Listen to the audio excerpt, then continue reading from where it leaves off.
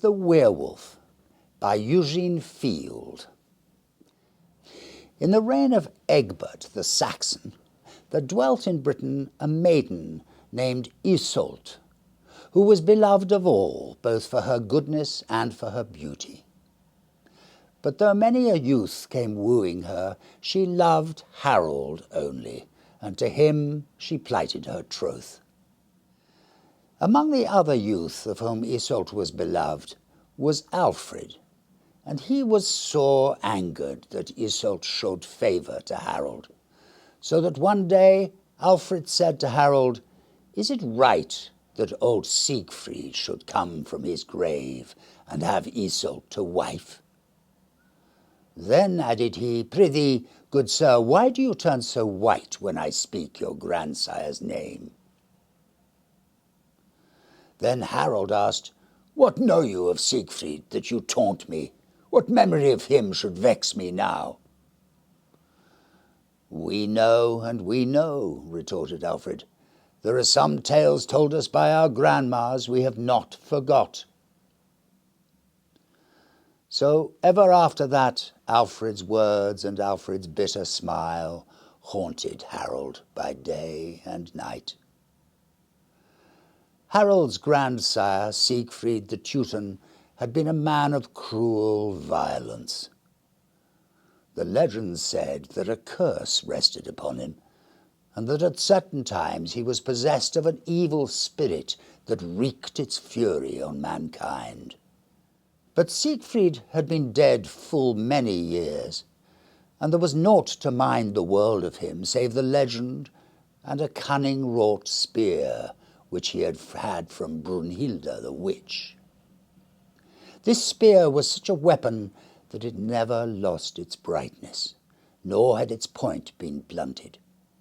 It hung in Harold's chamber, and it was the marvel among weapons of that time.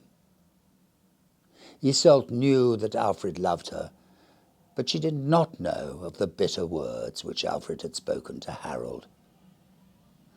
Her love for Harold was perfect in its trust and gentleness. But Alfred had hit the truth. The curse of old Siegfried was upon Harold. Slumbering a century, it had awakened in the blood of the grandson, and Harold knew the curse that was upon him, and it was this that seemed to stand between him and Iseult. But love is stronger than all else, and Harold loved. Harold did not tell Iseult of the curse that was upon him, for he feared that she would not love him if she knew. Whensoever he felt the fire of the curse burning in his veins, he would say to her, "Tomorrow I hunt the wild boar in the uttermost forest," or "Next week I go stag-stalking among the distant northern hills." Even so it was that he ever made good excuse for his absence, and Iseult thought no evil things, for she was trustful. Aye, though he went many times away and was long gone, Iseult suspected no wrong. So no one beheld Harold when the curse was upon him in its violence. Alfred alone bethought himself of evil things.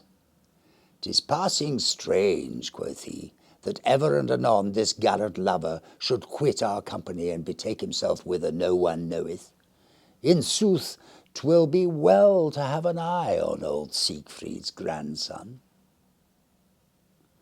Harold knew that Alfred watched him zealously, and he was tormented by a constant fear that Alfred would discover the curse that was on him. But what gave him greater anguish was the fear that mayhap at some moment, when he was in Iseult's presence, the curse would seize upon him and cause him to do great evil unto her, whereby she would be destroyed, or her love for him would be undone forever. So Harold lived in terror, feeling that his love was hopeless, yet knowing not how to combat it. Now it befell in those times that the country round was ravaged of a werewolf, a creature that was feared by all men, however so valorous. This werewolf was by day a man, but by night a wolf, given to ravage and to slaughter, and having a charmed life against which no human agency availed aught. Wheresoever he went, he attacked and devoured mankind, spreading terror and desolation around about, and the dream readers said that the earth would not be freed from the werewolf until some man offered himself a voluntary sacrifice to the monster's rage. Now, although Harold was known far and wide as a mighty huntsman, he had never set forth to hunt the werewolf. And, strange enow, the werewolf never ravaged the domain while Harold was therein. Whereat Alfred marvelled much, and oftentimes he said, Our Harold is a wondrous huntsman, who is like unto him in stalking the timid doe and in crippling the fleeing boar, but how passing well doth he time his absence from the haunts of the werewolf. Such valour beseemeth our young Siegfried.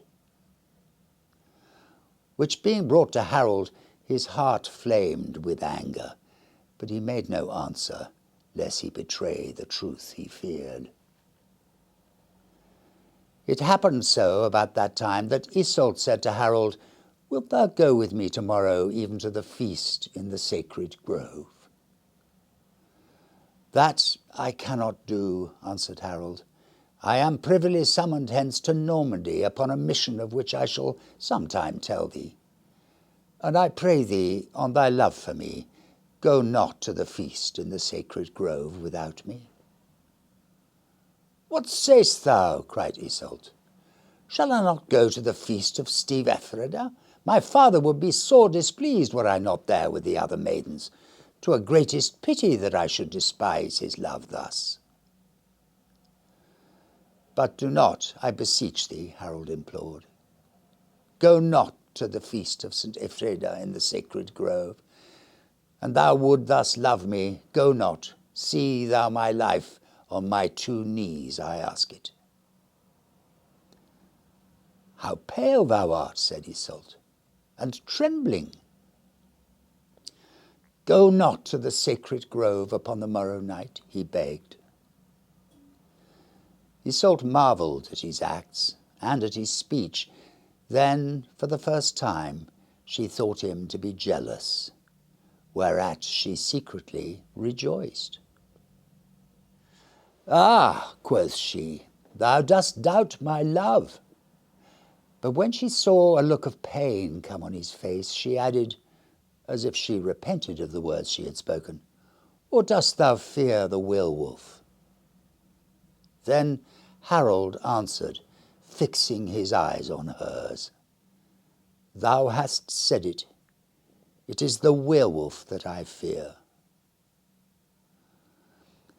Why dost thou look at me so strangely, Harold? Cried Iseult. By the cruel light in thine eyes one might almost take thee to be the werewolf. Come hither, sit beside me, said Harold tremblingly, and I will tell thee why I fear to have thee go to the feast of St. Elfreda tomorrow evening. Hear what I dreamed last night. I dreamed I was the werewolf. Do not shudder. No, doesn't matter, I can start there. Do not shudder, my dear love, for 'twas only a dream. A grizzled old man stood at my bedside and strove to pluck my soul from my bosom. What wouldst thou? I cried. Thy soul is mine, he said. Thou shalt live out my curse. Give me thy soul. Hold back thy hands. Give me thy soul, I say. Thy curse shall not be upon me, I cried. What have I done that thy curse should rest upon me? Thou shalt not have my soul. For my offence shalt thou suffer, and in my curse thou shalt endure hell. It is so decreed. So spake the old man, and he strove with me, and he prevailed against me, and he plucked my soul from my bosom, and he said, Go search and kill, and lo, I was a wolf upon the moor. The dry grass crackled beneath my tread. The darkness of the night was heavy, and it oppressed me. Strange horrors tortured my soul, and it groaned and groaned, jailed in that wolfish body. The wind whispered to me. With its myriad voices it spake to me and said, "Go search and kill." And above these voices sounded the hideous laughter of an old man. I fled the moor, whither I knew not, nor knew I what motive lashed me on. I came to a river, and I plunged in. A burning thirst consumed me, and I lapped the waters of the river. They were waves of flame, and they flashed around me and hissed, and what they said was, "Go, search and kill," and I heard the old man's laughter again. A forest lay before me, with its gloomy thickets and its sombre shadows, with its ravens, its vampires, its serpents, its reptiles, and all its hideous brood of night. I darted among its thorns and crouched amid the leaves, the nettles, and the brambles. The owls hooted at me, and the thorns pierced my flesh. "Go, search, and kill," said everything. The hares sprang from my pathway. The other beasts ran bellowing away. Every form of life shrieked in my ears. The curse was on me. I was the werewolf. On I went with the fleetness of the wind, and my soul groaned in its wolfish prison, and the winds and the waters and the trees bade me, "Go, search and kill, thou accursed brute, go, search and kill." Nowhere was there pity for the wolf. What mercy thus should I, the werewolf, show? The curse was on me, and it filled me with hunger and a thirst for blood. Skulking on my way within myself, I cried, "Let me have blood, oh, let me have human blood, that this wrath may be appeased, that this curse may be removed." At last I came to the sacred grove. Sombre loomed the poplars, the oaks frowned upon me. Before me stood an old man. 'Twas he, grizzled and taunting, whose curse I bore. He feared me not. All other living things fled before me, but the old man feared me not. A maiden stood beside him. She did not see me, for she was blind.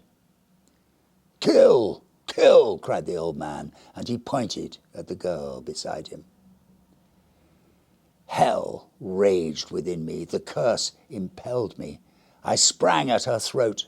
I heard the old man's laughter once more, and then I awoke, trembling, cold, horrified. Scarce was this dream told when Alfred strode the way. "Now, by lady," quoth he, "I bethink me never to have seen a sorrier twain." Then Iseult told him of Harold's going away, and how that Harold had besought her not to venture to the feast of St. Alfreda in the sacred grove. "These fears are childish," cried Alfred boastfully. "And thou sufferest me, sweet lady. I will bear thee company to the feast, and a score of my lusty yeomen with their good yew bows and honest spears, they shall attend me. There be no werewolf, I trow, will chance about with us." Whereat Iseult laughed merrily, and Harold said, "'Tis well. Thou shalt go to the sacred grove, and may my love and heaven's grace forfend all evil." Then Harold went to his abode, and he fetched old Siegfried's spear back unto Iseult. And he gave it into her 2 hands, saying, "Take this spear with thee to the feast tomorrow night. It is old Siegfried's spear, possessing mighty virtue and marvellous." And Harold took Iseult to his heart, and blessed her, and he kissed her upon her brow and upon her lips, saying, Farewell, O my beloved. How wilt thou love me when thou know'st my sacrifice? Farewell, farewell forever, O alder leafest mine. So Harold went his way, and Iseult was lost in wonderment. On the morrow night came Iseult to the sacred grove, wherein the feast was spread, and she bore old Siegfried's spear with her in her girdle. Alfred attended her, and a score of lusty yeomen were with him. In the grove there was great merriment, and with singing and dancing and games withal did the honest folk celebrate the feast of the fair St. Elfrida. But suddenly a mighty tumult arose, and there were cries of, The werewolf! The werewolf! Terror seized upon all. Stout hearts were frozen with fear. Out from the further forest rushed the werewolf, wood-wroth, bellowing hoarsely, gnashing his fangs, and tossing hither and thither the yellow foam from his snapping jaws. He sought Iseult, straight as if an evil power drove him to the spot where she stood. But Iseult was not afeard. Like a marble statue she stood, and saw the werewolves coming. The yeomen, dropping their torches and casting aside their bows, had fled. Alfred alone abided there to do the monster battle. At the approaching wolf he hurled his heavy lance, but as it struck the werewolf's bristling back, the weapon was all to shivered. Then the werewolf, fixing his eyes upon Iseult, skulked for a moment in the shadow of the yews, and thinking then of Harold's words, Iseult plucked old Siegfried's spear from her girdle, raised it on high, and with the strength of despair sent it hurtling through the air. The werewolf saw the shining weapon, and a cry burst from his gaping throat, a cry of human agony. And Iseult saw in the werewolf's eyes the eyes of someone she had seen and known, but 'twas for an instant only, and then the eyes were no longer human, but wolfish in their ferocity. A supernatural force seemed to speed the spear in its flight. With fearful precision the weapon smote home and buried itself by half its length in the werewolf's shaggy breast, just above the heart, and then with a monstrous sigh, as if he yielded up his life without regret, the werewolf fell dead in the shadow of the yews. Then in very truth there was great joy, and loud were the acclaims, while beautiful in her trembling pallor, Iseult was led into her home, where the people set about giving her great feast to do her homage. For the werewolf was dead, and she it was that had slain him. But Iseult cried out, Go, search for Harold, go bring him to me, nor eat nor sleep till he be found. My good lady, quoth Alfred, how can that be, since he hath betaken himself to Normandy? I care not where he be, she cried. My heart stands still until I look into his eyes again. Surely he hath not gone to Normandy, outspake Hubert. This very eventide I saw him enter his abode. They hastened thither, a vast company. His chamber door was barred. Harold, Harold, come forth, they cried, as they beat upon the door, but no answer came to their calls and knockings.